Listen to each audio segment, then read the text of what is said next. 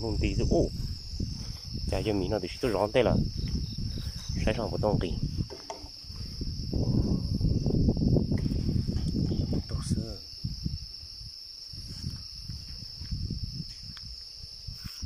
chỉ muốn được số sản mình nó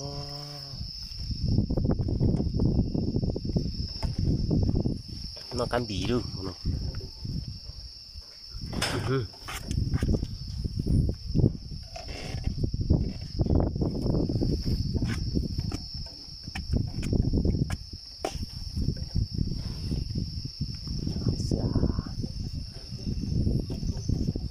giờ cho tát gì giờ tránh nó này nó thốn trâu nó này nếu tôi xuống thật sẽ ó lửa mà thế xấu nữa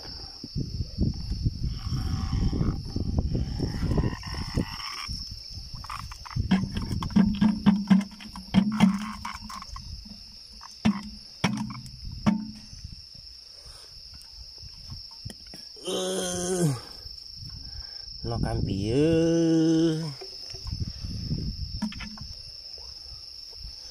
nó phải nó này nó có căng để nó bút nó này đã bị tung nữa cái số lấy cho nó tàu nó ha nhập liền rồi nó giờ kia được bên nọ kia nữa trái nó sẽ nông để lông gì nữa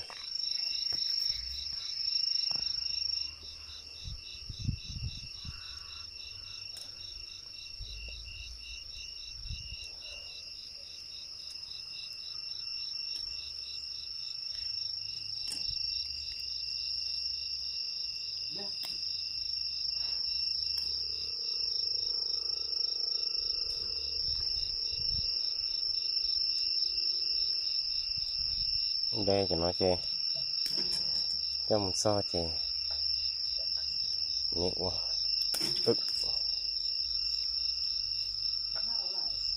qua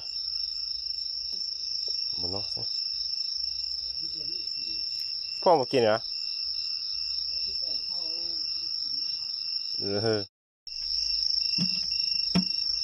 phải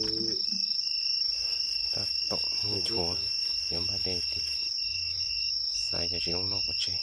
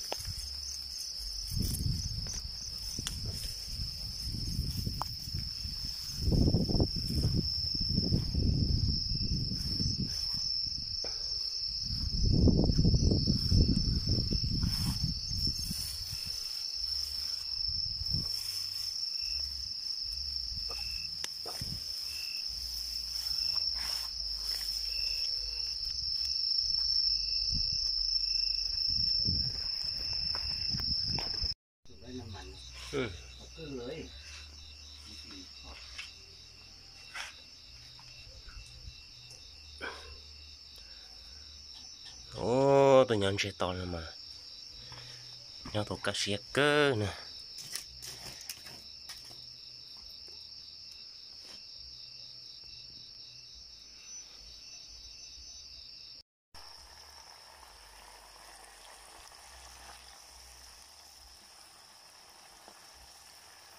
ยิ่งมายิ่งมาเลยเนี่ยยิ่งมายิ่งถึงว่า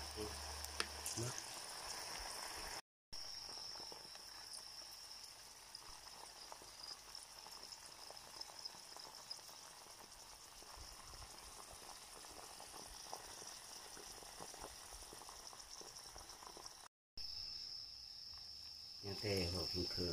พ่อจังหะถึงคือท่านขวดตั้งห้าเนาะโอ้ลืมแหละมีบุทันดิดูเอ็ดบุทันดิถ้าบุเสือก็ได้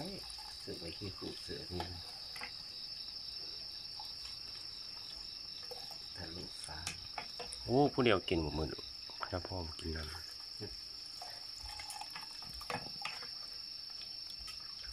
ตรงนี้พอกินได้เนาะกินได้กินพอได้มีแต่แมงเม่าเนาะแมงเม่าพวกโอ้แมงไม้ลงออกที่นี่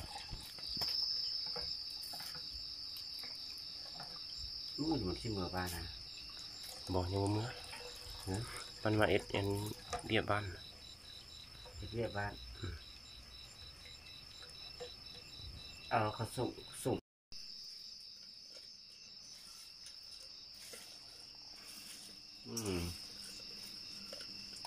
เลือกคนนออยู่ของหิ่งคนนอไอ้เมื่อคืนสเตียนี่ฮอดมื้ออื่นนี่พอกินเลยนี่สลายไหลเค็มได้ลูกวันนี้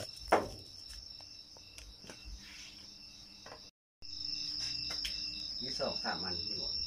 ว่าแกงใส่หัวปลา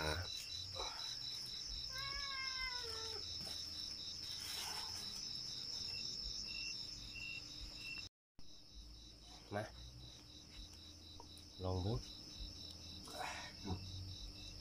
จ้างเสือแล้วกินเยอะเลย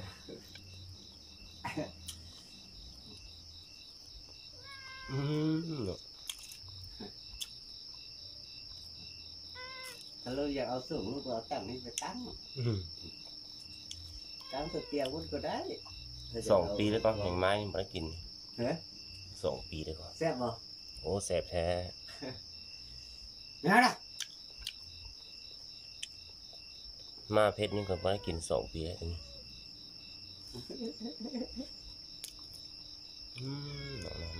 ลูกจ่อยได้เวลามาอยู่กับพ่อตุ้ยว่าไปลูกเลี้ยงพ่ออันซุมมันบ่าซุปบ้านหนองกับอันนั้นนะกับอันบาล่านะตุ้ยว่าเหรอผู้เหลือมาก็ตุ้ยว่าเครื่องจนมาอยู่น้ำพ่อนี่ของกินนี่มึกเขากินให้มันครบวงจรนั่นแหละ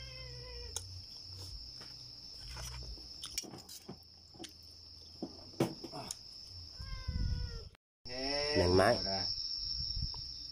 หลายตัวเลยมันยังบ่มาครบเลยหลายตัวเลี้ยงตัวคนอยู่นี่ต่างประเทศนี่นิยมเพ่งเลยแม่นแหละให้เมียกินน้ำซะผู้เดียวกินนี่ญาติกินมึงเลยสนุกโอ้ยกูมืออื่นเลยอัดไว้ก่อนเอาให้เมียกินให้เขาบึ้งรู้เหยาลงอีกถูกป่ะโหย้ายมาหลายๆนะเนาะเมียวนี่ติดบ่ได้นอนอยู่ฮันปัญหาที่2แล้วมันลูกหลานฮันมันวันเดียวนะคือไปโย่ไปเย่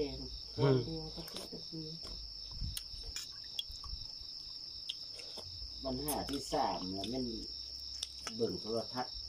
พ่อผมมากเขาเบิ่งแล้วมันคือว่าเขาเบิ่งเป็นหนังแล้วมันคือว่านอนก็นอนบ่หลับนี่เขาอยากนอนแล้วพัดประตูนอนแค่นิดจัดมันบอกพักขยันเยอะไปเลยพักขยันนี่เหรอตัวนี้เหรอของกับมาโอ้ บ่น่ะ อืม เขาปลูกบ่ได้อันนั้นแหละแซ่บ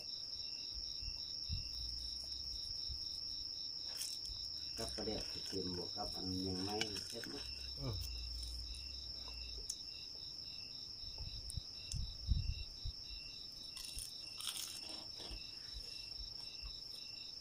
เมียลูกกูยังส่งเงินมาตลอดอ่ะ ก็ส่งอยู่ โควิดบ่เข้าดี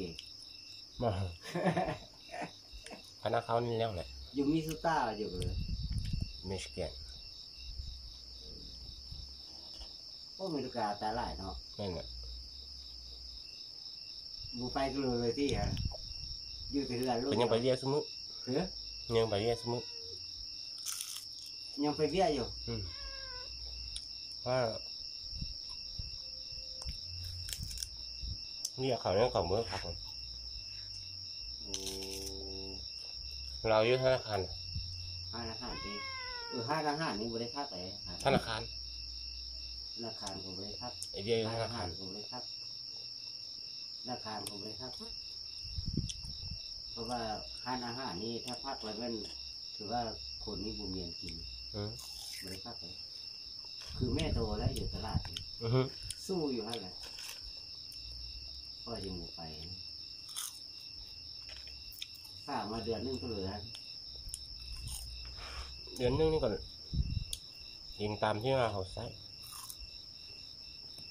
คือจะเขาสั่งมันเนาะเขามีเบี้ยนั่นนี่นั่นอยู่ก่อนมันก็จ่ายแล้วสุรุ่ยหลายแล้วเนาะทางนี้งัวส่วนได้เห็นบ่งัวได้ทางเอาน้องไปเรียนได้เห็นบ่ น้องสาวน้องชายเขาเนี่ยนี่ก่อนนี่เป็นเราเนี่ยส่วน